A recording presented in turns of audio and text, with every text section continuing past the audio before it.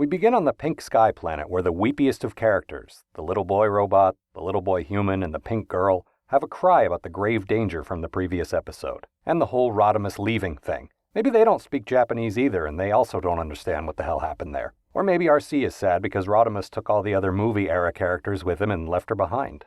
Then there's a party where Blaster turns into a karaoke machine, and one of the Headmasters sings the theme song to the show.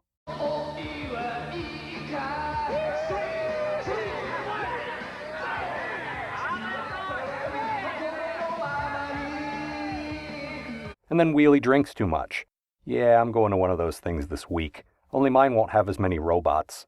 Meanwhile, in Decepticon headquarters, I think they're lamenting the loss of Galvatron in the aftermath of the aforementioned grave danger. There's no clearer indication to me that Starscream is completely dead in this continuity, because these situations are what that guy lived for.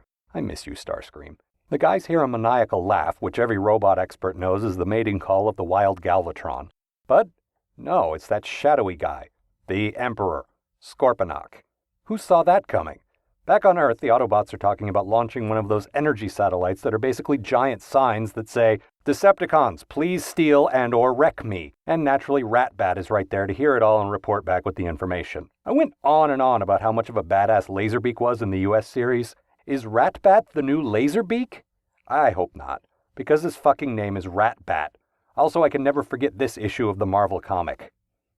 I think I may have made this reference once before, but it doesn't hurt to be reminded. Never forget, kids. The car wash of doom was a thing that actually happened. Never forget. Soundwave gives the information to Scourge and Cyclonus, whom I'm pretty sure are building some kind of anti-Shadow Emperor faction. So this effectively makes Soundwave the new Starscream. This series is insane! Up is down, black is white, Blaster is blue, anything can happen!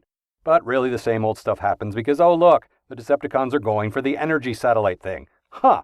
Who saw that coming? Okay, let me address this specifically to people who have experienced severe head trauma. Who saw that coming? Nobody? That's what I thought. Also, you might want to go to the emergency room. That injury looks pretty serious. Another big fight happens, and I'm still not tired of them. The show has so many more big fights than the US show ever did, usually with at least one combiner, except, oh man, the fight totally distracted me from the countdown. I could have learned how to say 4, 3, 2, 1 in Japanese, which would, I assume, be a highly practical thing to know.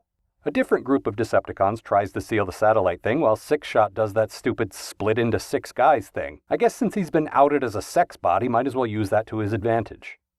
What? Sex is a Latin prefix for 6. Shut up!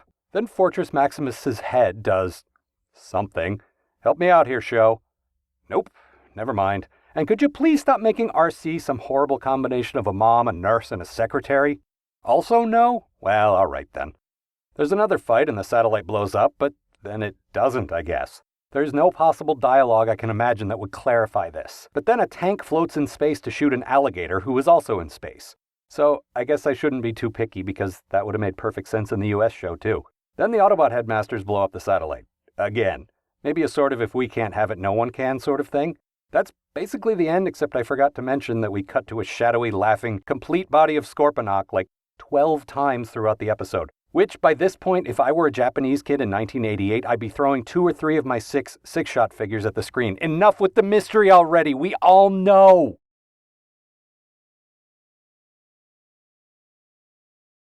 Ultra Magnus and, I think that's Scattershot of the Technobots, appear to be staring at a monitor waiting for a crisis to happen. Thankfully one does, and it's in Peru. Oh, didn't we do Peru already? Didn't Megatron try to tap into the power of the Earth's core using a ruby that could drill to the Earth's core and probably something else that involves the Earth's core? And those guys try to drill to the Earth's core a lot. Then we cut to 2 old people, a kid, and his donkey. And the thing I was enjoying the most about this series was apart from the Witwicky family, we've seen almost no humans. Don't regress on me now, Headmasters. You guys get that robots are the cool part, not the boring humans. That's a thing that certain modern live-action directors still don't seem to grasp. Then the kid, I think this is what Kevin Smith refers to as interspecies erotica.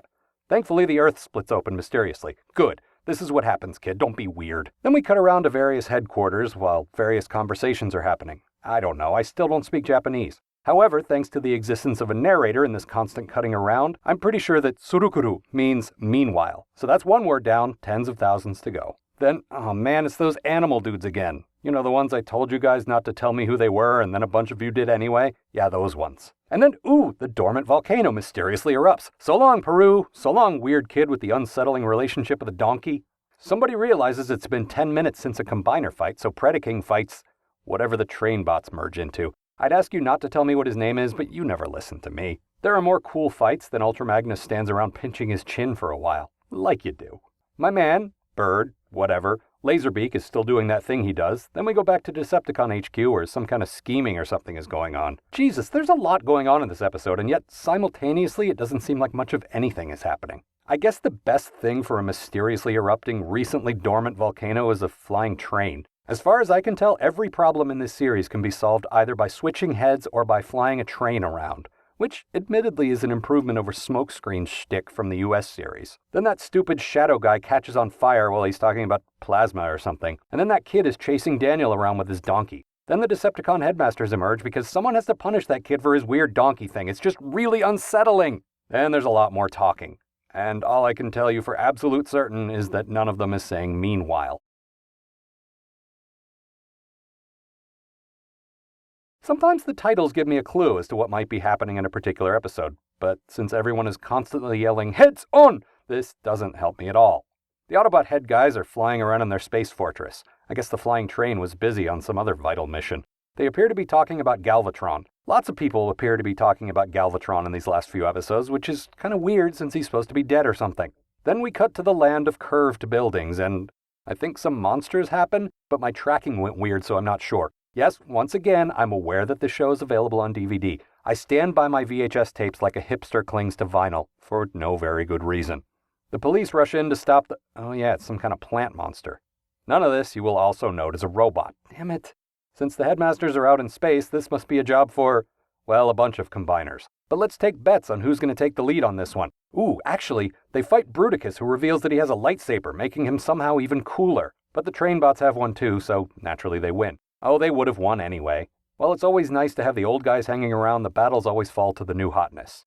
Okay, Alright, actually I spoke too soon. The train bots are actually having some trouble, which forces Ultra Magnus to put a call out to the other new hotness.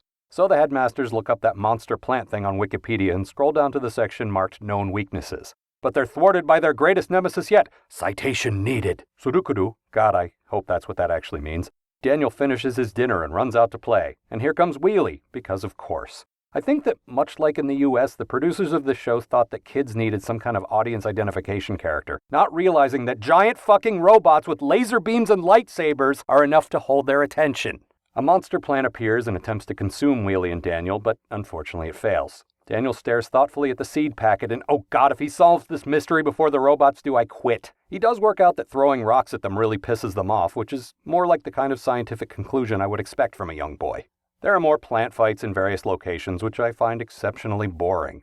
Sorry, sci-fi movies and every cartoon I've ever seen, I don't find plants scary. I mean, I don't like getting caught in thorns, and Venus flytraps are a little creepy, but overall, plants are probably the most boring adversary you can think of. Except for maybe Mark Twain in that one Star Trek episode. For some reason, Fortress Maximus just kind of floats there while he's being attacked. Come to think of it, he hasn't heads on at any point in this series. Maybe he's a pacifist like in the US series? Maybe it takes too much energy for him to heads on! I'm sure there's an answer, and I'm sure you're dying to tell me. I'm going to assume it's because he's ashamed of his third nipple that he has in robot form, and you'll never convince me otherwise. Okay, never mind. Apparently he had a sword jammed in an uncomfortable spot, because once that's pulled out, he heads on! And the sword that was jammed in him is now in his hand. He easily defeats the plant guys because he's a flying robot space fortress with a sword. That's fucking why. Then he goes back into space. And Mr. Shadowy Guy watches the footage that we just saw again. Yep, that's a big robot with a big sword, all right. Excellent powers of deduction there, old bean. Maybe this will inspire him to do something. Anything. I mean, it's only been 13 episodes. Take your time.